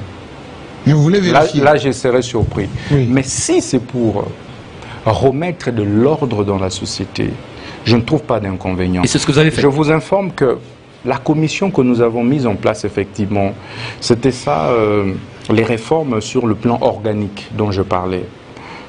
On a mis en place cette grande commission chargée de veiller à la bonne exécution des décisions de justice. Pourquoi? Parce qu'il y a une séparation nette des fonctions entre la fonction de dire le droit qui revient au juge et la fonction d'exécuter sa décision de justice. Le constituant, les législateurs congolais ont séparé ces fonctions pour éviter des abus. De telle manière que toi-même qui prends une décision de justice, tu ne peux pas l'exécuter. Tu ne peux pas le signifier. C'est quelqu'un d'autre. Pourquoi? C'est pour veiller que la décision que tu as prise s'est conformée aux lois et à la Constitution de la République. Et cette fonction revient aujourd'hui aux huissiers de justice qui relèvent du ministre de la Justice. Et à côté, vous avez l'inspection générale des services judiciaires pour contrôler est-ce que telle décision de justice n'est pas une fausse décision de justice. Et c'est comme ça que, statistiquement, vous avez une réduction drastique de taux d'exécution barbare des décisions de justice. Vous n'avez plus les scandales comme ce fut le cas avant. Parce que tout passe par cette commission que nous avons réussi à installer dans certaines provinces et l'ambition c'est de pouvoir l'étendre. C'est des commissions mixtes. Vous avez dedans les magistrats inspecteurs, vous avez les huissiers de justice, vous avez effectivement les représentants du ministère de la Justice.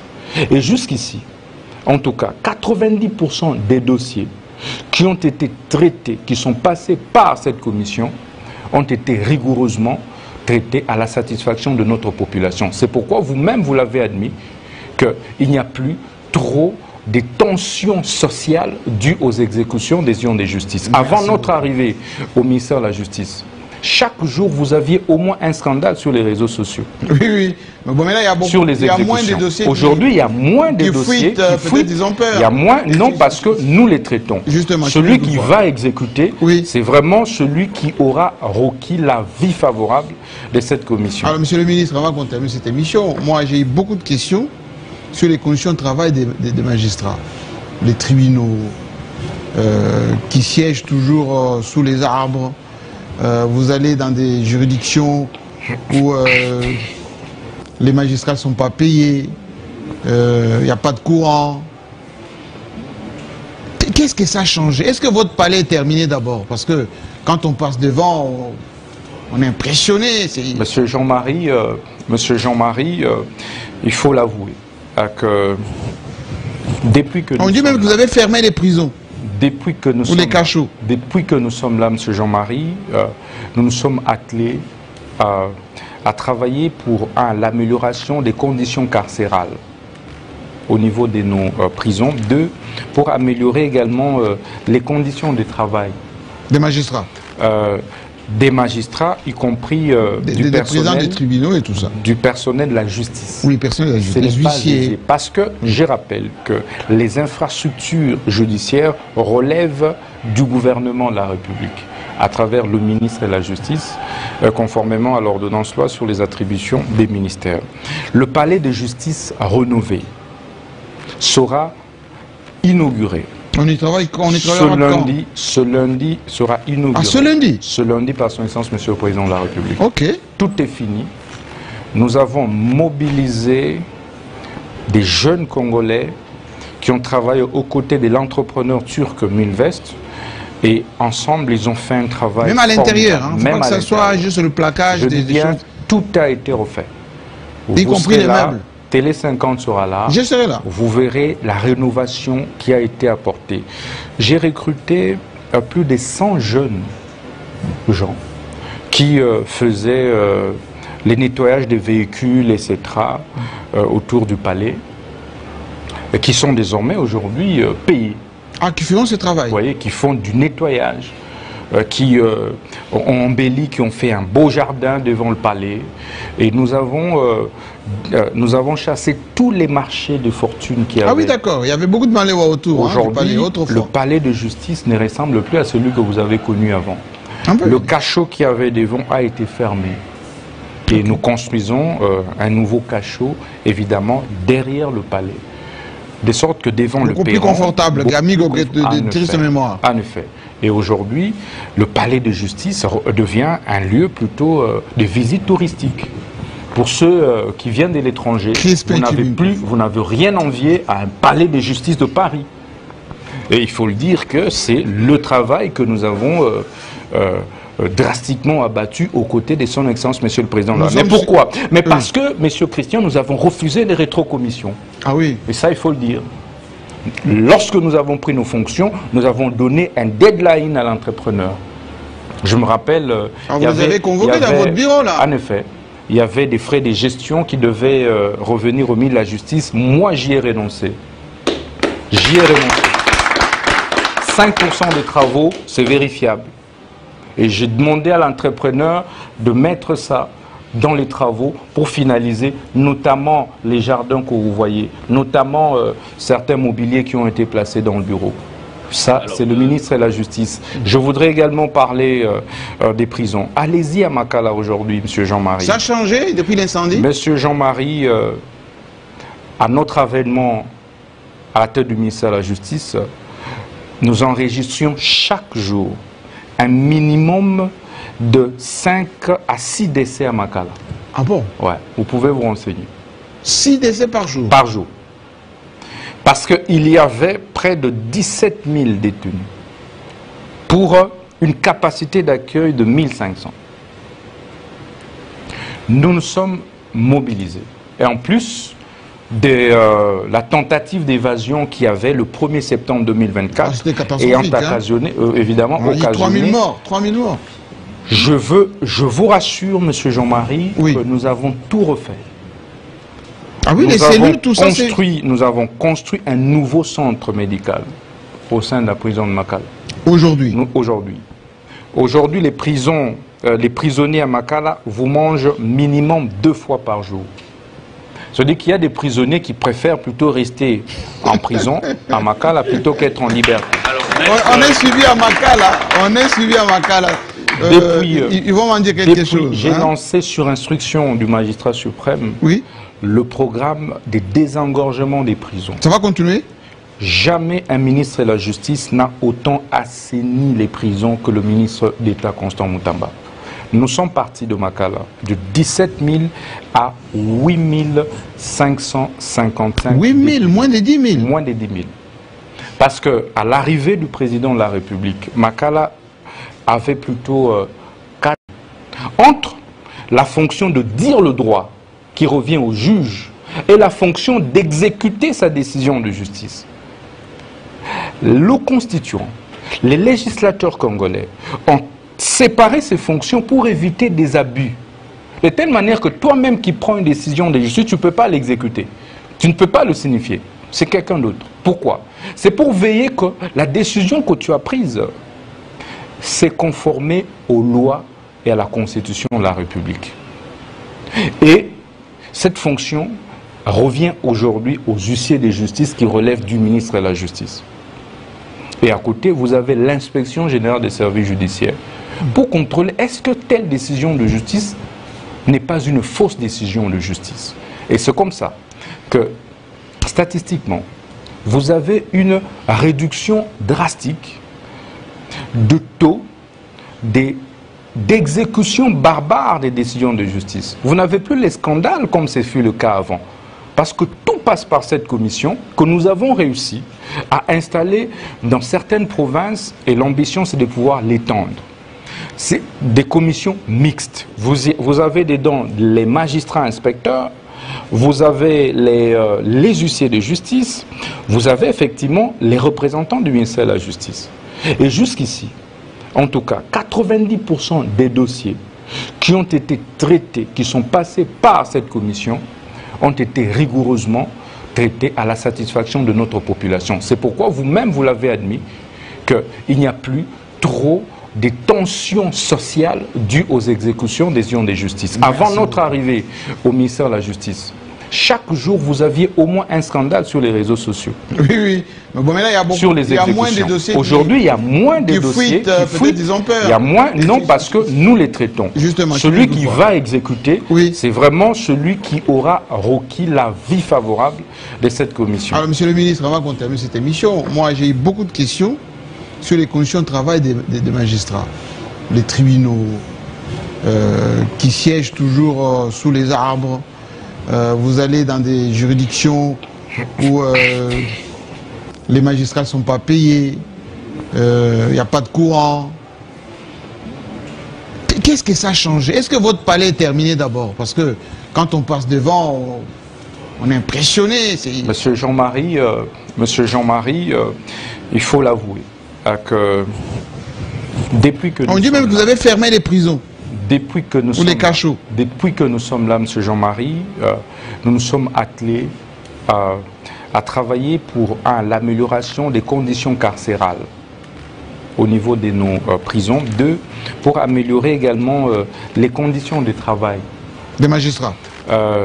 Des magistrats, y compris des présidents des tribunaux et tout ça. Du personnel de la justice. Oui, personnel de la justice. Les huissiers. Parce que je rappelle que les infrastructures judiciaires relèvent du gouvernement de la République à travers le ministre de la Justice, conformément à l'ordonnance loi sur les attributions des ministères.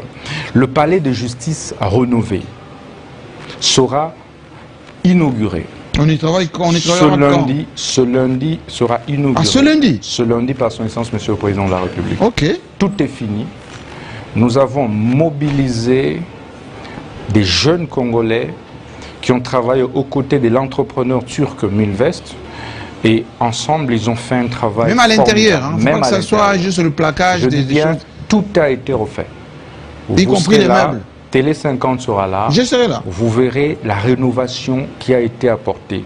J'ai recruté plus de 100 jeunes gens qui faisaient les nettoyages des véhicules, etc. Autour du palais, et qui sont désormais aujourd'hui payés. Ah, qui font ce travail. Vous voyez, qui font du nettoyage, qui ont embelli, qui ont fait un beau jardin devant le palais. Et nous avons chassé tous les marchés de fortune qu'il y avait. Ah oui, d'accord. Il y avait beaucoup de malais autour. Aujourd'hui, le palais de justice ne ressemble plus à celui que vous avez connu avant. Le cachot qu'il y avait devant a été fermé. Et nous construisons un nouveau cachot, évidemment, derrière le palais. De sorte que devant le perron... plus confortable, amigo de triste mémoire. En effet. Et aujourd'hui, le palais de justice devient un lieu plutôt de visite touristique. Pour ceux qui viennent de l'étranger, vous n'avez rien envié à un palais de justice de Paris. Et il faut le dire que c'est le travail que nous avons drastiquement abattu aux côtés de son Excellence, Monsieur le Président. Mais pourquoi? Mais parce que, Monsieur Christian, nous avons refusé les rétrocommissions. Ah oui. Et ça, il faut le dire. Lorsque nous avons pris nos fonctions, nous avons donné un deadline à l'entrepreneur. Je me rappelle... vous avez convoqué dans votre bureau, là? En effet. Il y avait des frais de gestion qui devaient revenir au ministre de la Justice. Moi, j'y ai renoncé. J'y ai renoncé. 5% des travaux, c'est vérifiable.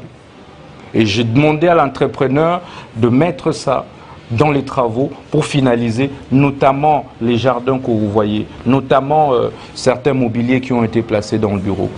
Ça, c'est le ministre de la Justice. Je voudrais également parler des prisons. Allez-y à Makala aujourd'hui, Monsieur Jean-Marie. Ça a changé depuis l'incendie? Monsieur Jean-Marie, à notre avènement à la tête du ministère de la Justice, nous enregistrions chaque jour un minimum de 5 à 6 décès à Makala. Ah bon? Ouais, vous pouvez vous renseigner. 6 décès par jour? Par jour. Parce qu'il y avait près de 17 000 détenus pour une capacité d'accueil de 1500. Nous nous sommes mobilisés. Et en plus de la tentative d'évasion qu'il y avait le 1er septembre 2024, ayant occasionné, évidemment, 3 000 morts, 3 000 morts. Je vous rassure, Monsieur Jean-Marie, que nous avons tout refait. Ah oui, les cellules, tout ça, nous avons construit un nouveau centre médical au sein de la prison de Makala. Aujourd'hui? Aujourd'hui. Aujourd'hui, les prisonniers à Makala vous mangent minimum 2 fois par jour. C'est-à-dire qu'il y a des prisonniers qui préfèrent plutôt rester en prison à Makala plutôt qu'être en liberté. On est suivi à Makala. On est suivi à Makala. Ils vont m'en dire quelque chose. J'ai lancé sur instruction du magistrat suprême le programme des désengorgements des prisons. Ça va continuer? Jamais un ministre de la Justice n'a autant assaini les prisons que le ministre d'État Constant Moutamba. Nous sommes partis de Makala de 17 000 à 8 555. 8 000, moins de 10 000? Moins de 10 000. Parce qu'à l'arrivée du président de la République, Makala avait plutôt 4 à 5 000 prisonniers. Il y a eu explosion d'emprisonnement. Et nous en sommes souvent arrivés, avec nous en sommes arrivés, des prévenus. Nous en sommes arrivés à 17 000. Il y avait donc parfois mort des prisonniers par étouffement. Nous avons trouvé des prisonniers à Makala qui n'arrivaient plus à marcher. Nous avons trouvé des prisonniers à Makala qui n'arrivaient plus à se tenir. qu'on transportait sur des brouettes. Nous avons tout assaini parce que nous nous étions étonnés en nous disant mais Makala ne devrait pas constituer un lieu de sacrifice, un mouroir. Et aujourd'hui, vous avez un système assaini. Aujourd'hui, il faut le dire. Oui. J'en viens. Nous avons lancé depuis hier, samedi 5 avril 2025, la construction des 4 grandes maisons d'arrêt dans la ville de Kinshasa. 4. De quelle capacité?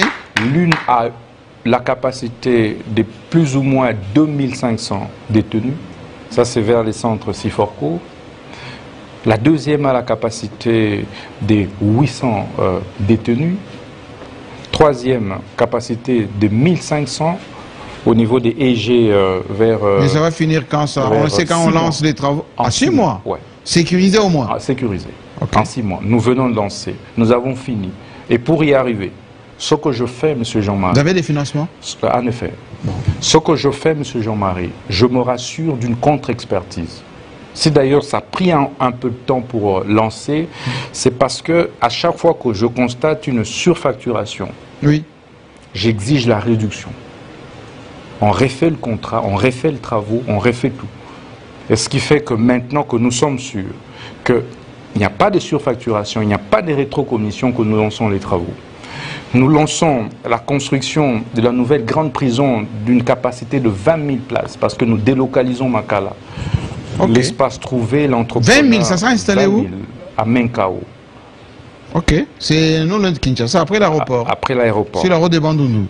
Donc, 20 000 places. 20 000 places. La semaine prochaine, je vais à Kisangani où je vais lancer la construction d'une prison moderne de plus de 2000 places. Est-ce que vous allez arrêter les... Et ça... Les coulons en cravate, là, les politiciens des tourneurs. Ça, c'est déjà fait. Nous venons évidemment d'identifier déjà le projet et les financements pour la construction des palais de justice au niveau de l'intérieur. Donc on a jusqu'ici identifié un palais de justice à Cabinda, où nous réhabilitons aussi la à Cabinda, il n'y a rien. Il n'y a rien. Pourtant, vous êtes ministre de la Justice. Il n'y a rien. À Mbujima, il n'y a rien.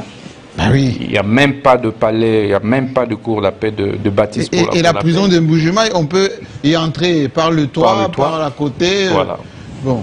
Nous lançons également de construction de ce côté-là. Nous avons lancé les travaux de construction avec le gouverneur de Haut-Ouélé d'une nouvelle prison à Isiro que je vais aller visiter. N'oubliez pas qu'à Saké, on avait déjà lancé la construction d'une nouvelle grande prison à Saké, parce que nous voulons délocaliser celle de Mounzenzé. Malheureusement, les terroristes du M23 et l'armée rwandaise s'en sont accaparés. Bref, pour vous dire les efforts que nous avons fournis à l'espace de 9 mois. Donc l'ambition pour nous, c'est qu'au bout de compte, nous avons identifié et nous lançons les travaux pour Chikankasa à Bouma. C'est une prison de haute sécurité. Vous avez été là-bas, on a vu une prison en pleine brousse. C'est là que nous allons d'ailleurs envoyer les grands détourneurs des deniers publics. Merci beaucoup. Alors, terminons l'émission. Deux petites questions avec vous. Moutamba. Vous l'appelez maître? Oui, c'est un juriste, un avocat. Non, non, quand le ministre ne peut plus être avocat. Comme ministre... c'est incompatible. Comme ministre de Justice. Ouais. Ma première question, est-ce que toutes les décisions que vous prenez, est-ce que... Nous en sommes arrivés... Des prévenus. Nous en sommes arrivés à 17 000. Il y avait donc parfois mort des prisonniers par étouffement. Nous avons trouvé des prisonniers à Makala qui n'arrivaient plus à marcher. Nous avons trouvé des prisonniers à Makala qui n'arrivaient plus à se tenir. Et qu'on transportait sur des brouettes. Nous avons tout assaini parce que nous nous étions étonnés en nous disant mais Makala ne devrait pas constituer un lieu de sacrifice, un mouroir. Et aujourd'hui, vous avez un système assaini. Aujourd'hui, il faut le dire. Oui. J'en viens. Nous avons lancé depuis hier, samedi 5 avril 2025, la construction des camps d'arrêt dans la ville de Kinshasa. 4. De quelle capacité? L'une a la capacité de plus ou moins 2500 détenus. Ça, c'est vers les centres Siforco. La deuxième a la capacité des 800 détenus. Troisième, capacité de 1500 au niveau des EG vers... Mais ça va finir quand ça? On sait quand on lance les travaux. En 6 mois? Ouais. Sécurisé au moins? Sécurisé. Okay. En 6 mois. Nous venons de lancer. Nous avons fini. Et pour y arriver, ce que je fais, M. Jean-Marie... Vous avez des financements? En effet. Bon. Ce que je fais, M. Jean-Marie, je me rassure d'une contre-expertise. Si d'ailleurs ça a pris un peu de temps pour lancer, c'est parce que à chaque fois que je constate une surfacturation, oui, j'exige la réduction. On refait le contrat, on refait le travaux, on refait tout. Et ce qui fait que maintenant que nous sommes sûrs qu'il n'y a pas de surfacturation, il n'y a pas de rétrocommission, que nous lançons les travaux. Nous lançons la construction de la nouvelle grande prison d'une capacité de 20 000 places parce que nous délocalisons Makala. Okay. L'espace trouvé, l'entrepreneur... 20 000, ça sera installé où? À Menkao. Ok, c'est nous le Kinshasa, après l'aéroport. Après l'aéroport. Sur la route de Bandundu. Donc, 20 000 places. 20 000 places. La semaine prochaine, je vais à Kisangani où je vais lancer la construction d'une prison moderne de plus de 2000 places. Est-ce que vous allez arrêter les... Et ça... Les clowns en cravate, là, les politiciens des tourneurs. Ça, c'est déjà fait. Nous venons évidemment d'identifier déjà le projet et les financements pour la construction des palais de justice au niveau de l'intérieur. Donc on a jusqu'ici identifié un palais de justice à Cabinda où nous réhabilitons aussi la... À Cabinda où il n'y a rien. Il n'y a rien. Pourtant vous êtes ministre de la Justice. Il n'y a rien. À Mujima, il n'y a rien. Ah oui. Il n'y a même pas de palais, il n'y a même pas de cour d'appel de bâtisse. Et la prison de Mboujima, on peut y entrer par le toit, par la côté. Voilà. Bon. Nous lançons également de construction de ce côté-là. Nous avons lancé les travaux de construction avec le gouverneur de Haut-Ouélé d'une nouvelle prison à Isiro que je vais aller visiter. N'oubliez pas qu'à Saké, on avait déjà lancé la construction d'une nouvelle grande prison à Saké, parce que nous voulons délocaliser celle de Mounzenzé. Malheureusement, C'était là-bas, on a vu une prison en pleine brousse. C'est là que nous allons d'ailleurs envoyer les grands détourneurs des deniers publics. Merci beaucoup. On a terminé l'émission. Deux petites questions avec vous. Moutamba. Vous l'appelez maître? Oui. C'est un juriste, un avocat. Non, non. Quand le ministre ne peut plus être avocat. Comme ministre... c'est incompatible. Comme ministre de Justice. Ouais. Ma première question, est-ce que toutes les décisions que vous prenez, est-ce que vous vous référez à la loi ou vous dites, je le prends pour laver mon image et créer beaucoup plus d'ancrage? Parce que là, j'ai vu les documents tout à l'heure, vous avez obtenu 36 000 voix, peut-être que prochainement, ça peut atteindre 3 millions de voix. Ah ben, vous savez, mon cher frère, je ne travaille pas pour des ambitions politiques à venir. Je sers le président de la République et le peuple congolais. Parce que l'avenir, il n'y a que Dieu qui le sait. Surtout pour les questions d'ambition présidentielle. Le président Tshisekedi, comme il est là, c'est Dieu. Par contre, je suis convaincu qu'un ministre, c'est tout d'abord un serviteur. Qui doit se disponibiliser pour les citoyens. 2. La confiance que le président de la République m'a placée, je veux dire à 36 ans, faire de moi ministre d'État, ministre de la Justice et garde-sceau de la République, c'est énorme.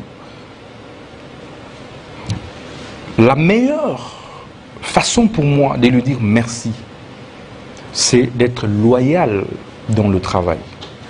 Loyal, oui, mais et donc, du coup, sur le plan de la légalité des actes, je vous dis que je suis le gardien par excellence. Je vais prendre un cas de la préservation.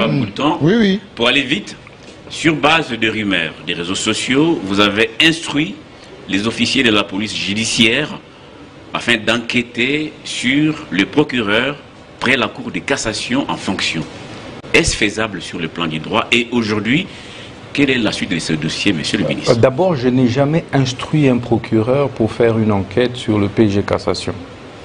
Ça, c'est d'une part. D'autre part, je vous informe que la clameur publique peut effectivement constituer un élément déclencheur des poursuites. Ah, clameur publique judiciaire, en effet. Sur les biens et tout ça. Ça, c'est sur la base de l'ordonnance loi de février 1978 sur la répression des infractions dites flagrantes. Donc, le ministre de la Justice, sur la base de l'article 70 de la loi du 11 avril 2013, peut donner injonction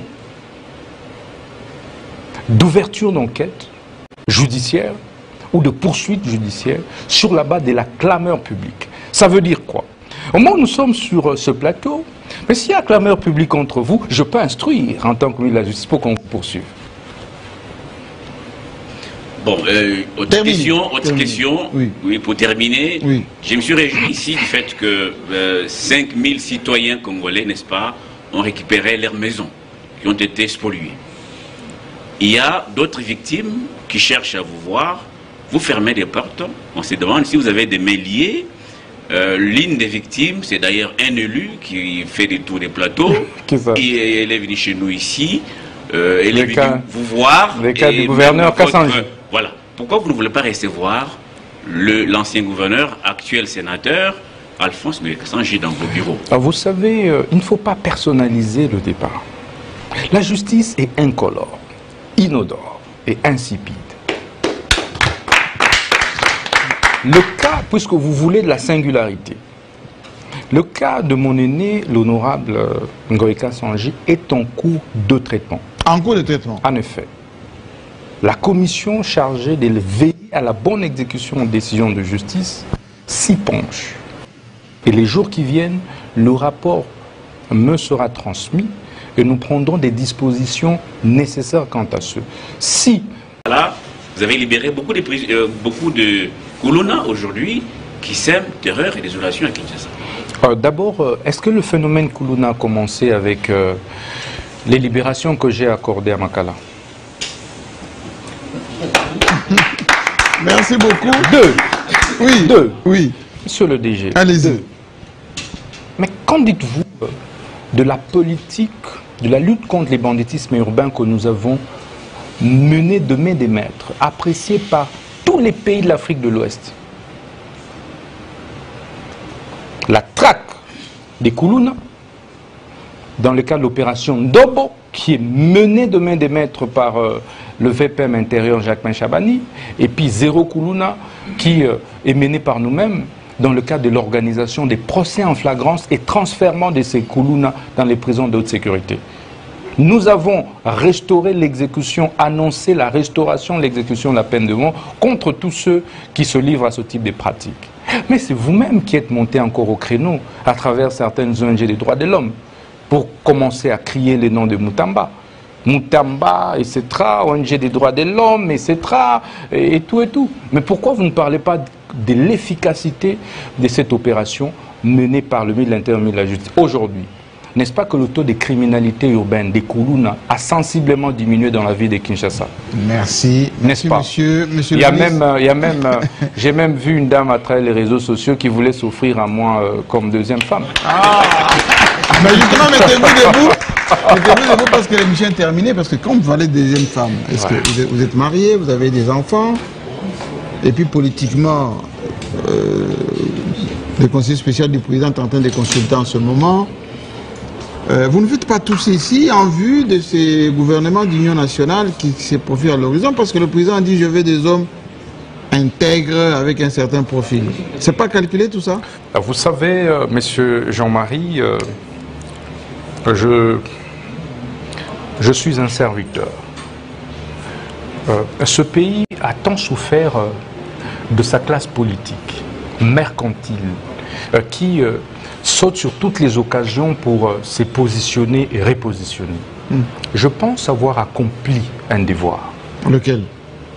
C'est celui qui m'a été assigné par son Excellence, Monsieur le Président de la République. Tenter de redonner confiance en la justice congolaise. Et aujourd'hui, je pense simplement qu'une bonne partie de notre peuple est d'accord avec nous que cette confiance se restaure petit à petit. Est-ce que vous êtes contre la justice, la justice est sortie de son état de maladie chronique, en tout cas vers la convalescence, parce que nous lui avons administré une thérapie de choc. Est-ce que vous êtes contre les vieux? Parce que très souvent vous dites, mais ces gens-là qui font la politique, ils ont quel âge aujourd'hui? Nous voulons fabriquer la justice de demain. Vous êtes contre les vieux? Vous avez moins de 40 ans, oui, certes, vous avez la chance d'être déjà ministre. Mais il y en a qui deviennent ministres à 60 ans. Qu'est-ce que vous allez faire d'eux? Pas contre les vieux, oui, mais je suis contre des nouvelles idées, des nouveaux projets. Je suis pour la rupture. La rupture dans la gouvernance politique. Parce que je pense que, vous savez, ce qui a retardé l'élan, l'essor du pays, c'est par moments le mimétisme des mêmes projets, des mêmes concepts, des mêmes appréhensions de gouverner la chose publique. Tenez, lorsque j'innove en apportant le style de communiquer au niveau du ministère de la Justice, c'est tout le monde qui crie au scandale au début. Violation de la loi. Mais lorsque j'explique que non, au vu de l'ère du numérique et sur la base du devoir de redevabilité qui pèse sur les gouvernants, un ministre en réalité devait faire savoir ce qu'il fait. Qu'est-ce que vous faites? Si vous ne le faites pas savoir, ben les autres diront ce que vous ne faites pas.